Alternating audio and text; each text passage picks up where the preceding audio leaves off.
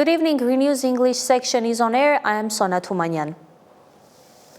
Armenian Prime Minister Nikol Pashinyan and Azerbaijani President Ilham Aliyev are reportedly planning to meet in Dubai later this month, according to a report from the publication Middle East Eye, though the information has not yet been officially confirmed.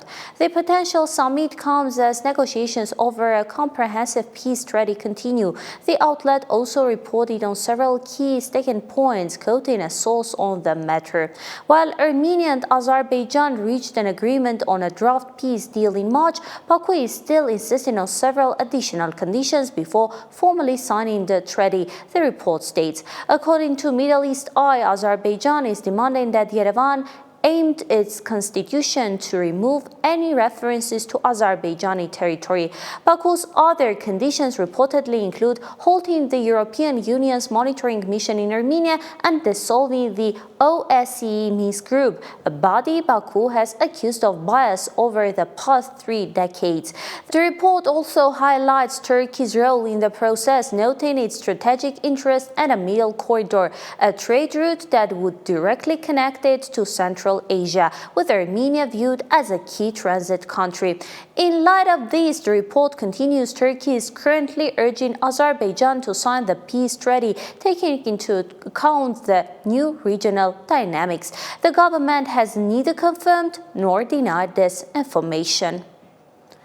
All the same time, the Carnegie Center has published an article reporting that the administration of the U.S. President Donald Trump has presented a proposal to Armenia and Azerbaijan regarding the unblocking of infrastructure in the South Caucasus.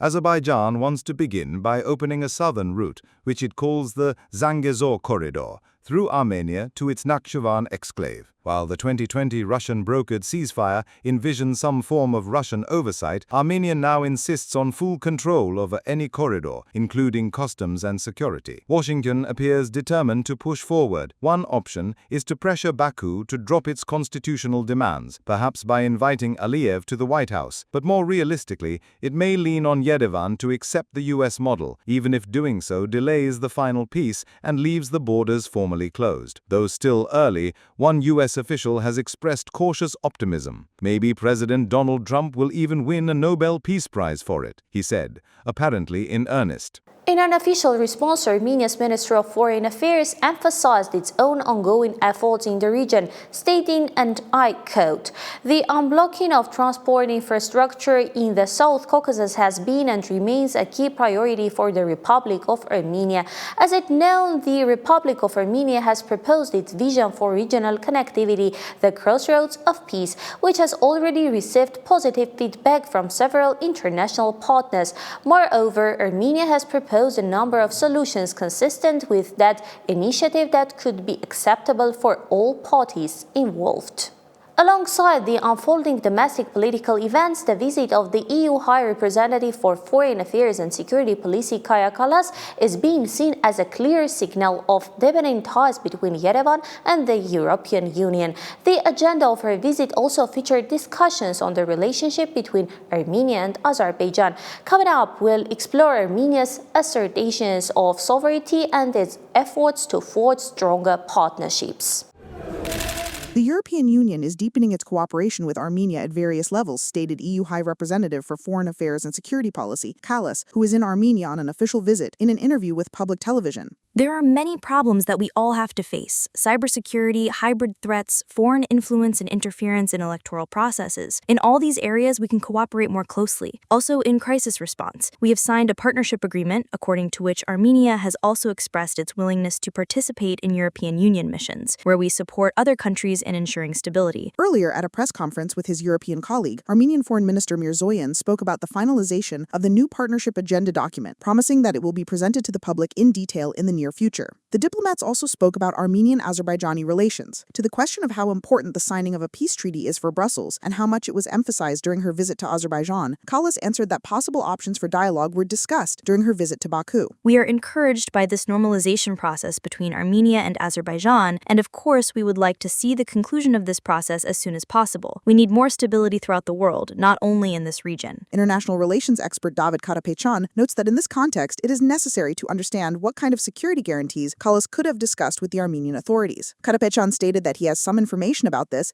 and can partially make it public. I think that the option that has been proposed, and which has also been jointly proposed by the Armenian side as an option, concerns the reopening of road infrastructures. I believe there is a consensus with the European Union here, and we are receiving some information that we are now waiting for the reaction of the Azerbaijani side. According to the expert, Armenia is trying to demonstrate its sovereignty and its unconstrained nature, showing that it truly strives towards the European Union, and what can be expected from the path to membership. Do you remember the famous state approach that we will get as close to Europe as Europe will allow and want? And in this context, yes, it is understandable that, as you said, we will still see scenes of jealousy. We will see a crisis, especially in Armenian-Russian relations. In the interview, the EU High Representative also addressed Russia's position that turning towards the European Union will put Armenia in an economic crisis. Well, the fact that the Russians are making threats is not new. We've seen that in other parts of the world as well. I think it should be very clear here what the Armenian people themselves want to do. If we look at some examples, it becomes clear that keeping all your eggs in one basket is quite dangerous. It is difficult to be dependent on countries that may not be so friendly. According to the international relations expert, many EU officials have noted that they see Turkey as a partner in the South Caucasus, and that many issues will be resolved with Ankara's involvement. Armenia's land connection with Europe must be ensured through Turkey, which becomes an intermediary transit country. This is beneficial for economic growth, but the security risks must also be taken into account, the primary of which is the demographic issue. For example, the scenario of Armenia's economy being auctioned off, where their economy could suffocate our own economy, that circumstance becomes more prominent. Also, the problem of human resources. Because imagine, yes, an 80 million strong market opens for Armenia, but how can that 80 million strong market devour and absorb the economy of a small country? I'm not even talking about the human issue, that is, the movement of that number of people, entry to and exit from Armenia. In the near future, the EU will provide Armenia with 270 million euros within the framework of the Resilience and Growth Program for 2024-2027. According to Kaja Kallas, it is aimed at the country's economy, including businesses, so that they can diversify their fields of activity and contribute to the further rise in prosperity.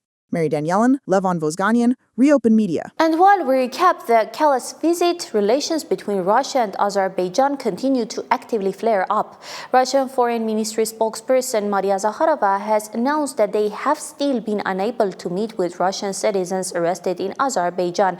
In response, Azerbaijan's Ministry of Foreign Affairs has dismissed all of Russia's accusations as baseless. However, published videos appear to tell a different story. The details in our next report. Tension is deepening in Russian-Azerbaijani relations. Russia has restricted access to Azerbaijani news sites. It is noted that, in particular, there is no access to the websites report.az, oka.az, and kalabar.az via Wi-Fi and mobile internet. There are also problems with accessing other news portals. The Federation's ambassador, Michael Yevdokimov, was summoned to the Ministry of Foreign Affairs of Azerbaijan, where Deputy Minister Araz Azimov outlined the steps that, according to official Baku, are undermining the good neighborly relations between the two countries. The Ministry of Foreign Affairs strongly criticized the manifestations of ethnic intolerance in the Russian media related to the mentioning of Azerbaijanis in the context of criminal gangs. Additionally, official Baku stated that after the downing of an Azerbaijan Airlines company plane on December 25th of last year, the Russian side has not taken the necessary steps to clearly clarify the situation. The Azerbaijani MFA described this as a disinformation campaign by Russian officials and media circles. During the meeting, the alleged legality of the actions taken against the Sputnik Azerbaijan office was also emphasized. According to the Azerbaijani Foreign Ministry, the investigation is still ongoing and complies with the country's legislation. Meanwhile, the official representative of the Russian Ministry of Foreign Affairs, Maria Zakharova, stated that Russian citizens arrested in Azerbaijan have not yet been given the opportunity to meet with consulate staff despite several official requests. The Azerbaijani side, in response, claims that the Russian requests were allegedly immediately forwarded to the relevant state bodies. The conflict is also developing in the law enforcement system. Operations against an Azerbaijani organized crime group are continuing in Yekaterinburg. In recent days, a number of individuals have been detained, including Shahin Lalayev and Ali Kanganjiev. They are accused of committing a series of serious crimes between 2001 and 2011. The head of the Azerbaijani community in Yekaterinburg, Shahin Shiklinsky, who tried to evade arrest by attempting to flee, has also been detained. Azerbaijani President Ilham Aliyev's son, Haydan Jr., has also come to the media's attention. He owes about 1 million rubles in taxes for his luxurious mansion in Barvika. The relevant Russian authorities authorities have already appealed to the court several times regarding the unpaid taxes. Russian military analyst Igor Strelkov gave a harsh assessment of the situation on social media, emphasizing that Azerbaijan is gradually moving in an anti-Russian direction and is already being considered as a potential military adversary of Russia. Journalist Andrei Kalitin stressed that these developments indicate that Russia is losing its post-Soviet allies one after another, and at this stage one can state the real collapse of the Soviet Union, not in form but in substance. Blogger Alexei Naumov expressed bewilderment at the emotional nature of Azerbaijan's harsh reactions, noting that such manifestations are rare at the state level. In his opinion, Azerbaijan will yet face a much more decisive and sobering response from Russia. The situation continues to develop at lightning speed. We are following the developments and will continue to provide you with the most up-to-date and reliable information. Diana Karapetyan, Reopen Media. Amid a diplomatic impasse with Russia, President Aliyev is attempting to shift focus by launching a major infrastructure project in occupied Stepanakert, the foundation of a new transportation hub. Meanwhile, Armenia's Minister of Defense is intensifying its military diplomacy. The military department reports that on July 2, the Minister of Defense of the Republic of Armenia, Suren Papikian, received the Ambassador Extraordinary and Plenipotentiary of the French Republic to the Republic of Armenia, Olivier de Cotigny. During the meeting, the sides discussed issues related to Armenia-France cooperation in the defense sector. Both parties highly valued the progress achieved within the framework of bilateral cooperation and outlined the key directions for its further development. Regional and international developments were also among the topics of discussion. The Minister of Defense of the Republic of Armenia, Suren Papikian, also received the Ambassador Extraordinary and Plenipotentiary of the Republic of India to the Republic of Armenia, Nikashi Saha Sinha. During the meeting, topics concerning Armenia-India cooperation in the defense sector, as well as regional and international security issues, were addressed. The purpose of its unprecedented level of activity is not yet clear. Coming up, there is a talk of snap elections in Armenia, but as Prime Minister Pashinyan clarified, it's the election for the new Catholicos that's being discussed. And now, why is the head of the Catholic Church planning a visit to a major Muslim nation? That is the question tonight following a report from Turkey's Anadolu Agency, which states that Pope Leo XIV plans to visit the country in late November 2025. The agency cited sources within the Turkish presidential administration for the information, sparking immediate discussion about the purpose and significance of the potential visit. The National Assembly has passed a bill to nationalize the electric networks of Armenia. Simon Hovanesyan now presents the full agenda from the National Assembly. Following a speech by Hovik Agazarian, who has left the Civil Contract Party, the National Assembly's regular bottle-throwing session commenced. Passions had flared over the nationalization of the electric networks of Armenia, ENA. With these steps, an attempt is being made to deepen anti-Russian sentiments so that tomorrow or the next day we turn towards the West, having so-called quarreled with Russia. And the West begins with Turkey. And for us to start going to the West from Iran, Turkey will say 300,000 refugees. A tiny fraction of those 300,000 refugees will come to Armenia, and you all know what will happen. Therefore, I call on the Russian side not to give in to our provocations. Thank you. Agazarian sees a geopolitical element in this dispute. After the speech, a perplexed MP Tsovanar Vardanyan approached the NA podium. She observed her colleagues' verbal sparring and tried to calm them down, so that after the bottle throwing, it wouldn't escalate into a brawl. Hakop Arshakian joined the calming group with calls and audible signals. The speech represented foreign interests more than Armenian ones. I didn't like it either, but please do not give in to emotions. You have opportunities to make speeches, you can respond with speeches, and do not shout from your seats. Shouts, a thrown bottle, and what else would have happened if Hovik Agazarian had not been escorted out of the session hall? There you go. Left to rely on Agazarian. Wasn't that good? Filip Kirkorov, Ksenia Sobchak. It didn't work out with Kirkorov, Sobchak, and Igor Krutoy, so now they've sent Agazarian here to give false testimony against Armenia, an official who, according to the Constitution of the Republic of Armenia, represents the entire people, not just his voters, the entire people, and therefore the entire Republic of Armenia. He gives false testimony against Armenia, claiming that Armenia is provoking and asking a foreign state to not give in to provocations. This is an absolute disgrace. Yet Gyoyan opposes the opinions that Sambo Karapetyan is being politically persecuted. Instead, he urges them to deal with Agazarian's statements. Alan Simonian is engaging in obvious bullying. It seems to me, with time and reality having run their course, I don't know what worse could be done, and we share some of the blame for this. Garnick Down on the end from the Hayastanic faction disagrees with both what Agazarian said and the remarks made towards him from the hall, which were unaudible over Hakob Arshakian's signals. Let me continue my thought. It's not that the members of the Hayastanic faction or I are okay with Mr. Agazarian's speeches. We are not okay, but we never allow ourselves to use that vocabulary. You are an educated, literate man. How can you say such a thing? You must be restrained in your vocabulary. It is unacceptable. The National Assembly is discussing the nationalization of the ENA in its second reading. The ruling party accuses the opposition of having ties with Sambo Karapetyan. The NA speaker, recalling Karpetyan's own words, says that even he doesn't give a damn about the ENA, so why are the opposition members so enthusiastic? Fellow party member Bob Kantunyan is also surprised. This is to control the risks and, if necessary, to introduce management there. And yesterday I was looking at the program provisions and speeches of the Armenian Revolutionary Federation, where, Mr. Manassian, both in your speeches and in your program documents, you state that although you support a market economy, the state should have maximum participation in strategic infrastructure companies like Valia Jur and so on. From the opposition, Artsvik Minasanian responds to the ruling party's claims, saying there have been other cases where the government took over the management of an entity and failed. How will this time be a success? This is not returning it to the state, and you are not the state. You are not the Republic of Armenia, nor are we. The Republic of Armenia is the entity, the person that is a subject of international law. Are you, as the government, a subject of international law? Or is it when you appoint a manager who will overhaul the entire system from top to bottom, change people, and appoint the people you want to positions? Is that considered the Republic of Armenia? What do you have to do with the Republic of Armenia? At the end of this heated session, the draft law allowing the nationalization of the ENA was fully adopted with 65 votes in favor and 27 against. Simone Hovhannisyan, Reopen Media. An explosive situation is unfolding around the world as an anomalous heat fuels devastating wildfires in California, Crete, and Turkey.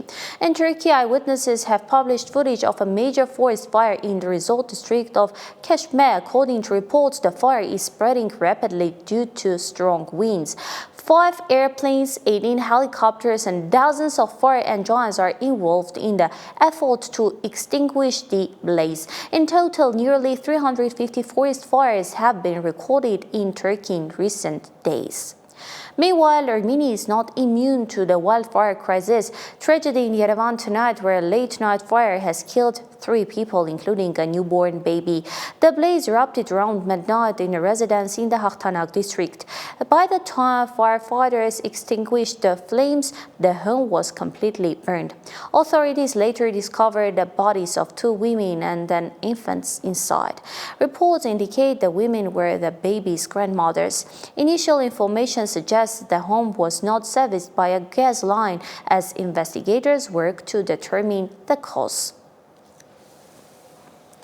The tragic incident comes as my colleague Simone Hovhannisyan takes a closer look at another fire-related threat, forest fires. He reports that a staggering 95% of these fires are caused by human activity, with only 5% started by natural causes like lightning. 2,096 fires have broken out in grasslands in only the first half of this year. This is about 3 times more than the previous year. The number of forest fires has increased 4-fold, with 20 cases recorded this year compared to 5 last year. The Ministry of Internal Affairs reports that they are carrying out information campaigns to prevent fires and even have a system that sends notifications to specific communities and their leaders about the high probability of fire. According to Bagrat Vadazarian, deputy head of the Rescue Forces Department, about 95% of fires worldwide are man-made. Only 5% are caused by natural phenomena such as lightning. The main shortcoming we see in many communities is haystacks that are piled under roofs or under electric power lines. As a result of the wind, a fire can ignite immediately, from which it is also possible for it to spread to forest lands. My advice to community residents is to place haystacks as far away from electrical wires as possible. Even a plastic bottle filled with a little water, which can act as a lens, or a cigarette left behind, or an unextinguished fire after picnics. All of this can contribute to a fire igniting instantly, and if there is a little wind, it will spread at a very high speed. This week, the Ministry of Environment issued a statement that there was a high risk of fire in the Ararat province, urging citizens to observe fire safety rules. To reduce or eliminate the number of fires, the ministry has introduced the Eco Patrol Service. According to the head of the department, they have the necessary equipment, even all-terrain vehicles for firefighting in mountainous areas. It is considered obvious that the damage caused by forest fires is much greater than the damage caused by illegal logging, which is why the fight against forest fires, their prevention and preclusion is one of the priority tasks of the Patrol Service. If it is discovered that a fire on agricultural land broke out as a result of someone's negligence, they may be subject to administrative liability in the amount of about 200,000 AMD. Could global warming also be a cause for the increase in fires? Experts say the climate is changing, making conditions more favorable for fires. Climate change, where we have dry, hot weather without precipitation, is a contributing factor for that fire to spread easily, but the cause of the fire's ignition is man if, at that moment, there is no lightning and the lightning has not struck, say, a tree. We do not feel climate change directly, we feel its consequences in the form of weather anomalies, heat waves, hailstorms, and so on. When we say drought, right, it affects agriculture or frosts, late spring, early autumn. This is how climate change manifests. According to Safarian, this is an interconnected cycle. Various gases are released into the atmosphere, its composition changes, and a greenhouse effect is created. This is more conducive to fires, and the gases released into the atmosphere from fires further aggravate the situation. Especially during this season, the ministry urges people to be more attentive in nature, to light fires only in designated areas, and not to leave behind glass or plastic items.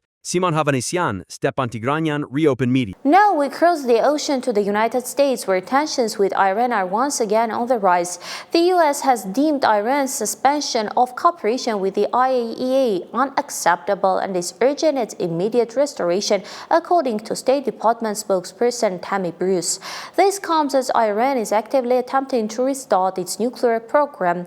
Evidence of this can be seen in satellite imagery showing a buildup of construction equipment near underground nuclear facilities. It should be noted that these were the very same facilities that came under attack by the United States in June. President Donald Trump is planning to implement another controversial decision, reopening the infamous Alcatraz prison to house the world's most dangerous criminals. Trump intends to bring back the notorious prison on San Francisco's Alcatraz Island as a federal penitentiary. According to preliminary estimates, the reopening cost could reach up to $370 million. The project is currently in the planning phase and no specific dates for its reopening have yet been announced. Notably, Trump also recently nicknamed a migrant center in Florida Alligator Alcatraz, a term he used to emphasize its dangerous location. A series of deadly attacks and counterattacks has rocked both Ukraine and Russia overnight. In the Ukrainian port city of Odessa, a Russian drone strike injured 5 people. Kiev's forces struck back, hitting Russian ammunition depot in Donetsk and 4 across the border in Russia's Lipetsk region. Officials report a Ukrainian drone strike killed a 70-year-old woman and wounded 2 others. Russia's military says it shot down 10 drones over the area. This latest wave of violence comes as President Donald Trump announced a major policy shift, halting the supply of some weapons to Ukraine due to what he called a shortage in U.S. stockpiles. Responding to the U.S. decision to curtail weapons supplies to Ukraine, NATO Secretary General Mark Rutte said he understands the move. In a statement, he said, "I fully understand that the United States must always ensure its own interests are protected." And we end tonight with news from Bali. While it is a popular destination for tourists, it's not immune to tragedy. A ferry carrying at least 65 people has sunk off the coast of Bali. 4 people have been killed, 32 are considered missing, and 29 have been rescued. For more updates, follow us on YouTube, Telegram, Instagram, X, and Facebook. Daily news and full coverage are available on our official website. I am Sona Tumanyan. Stay informed with RENEWS.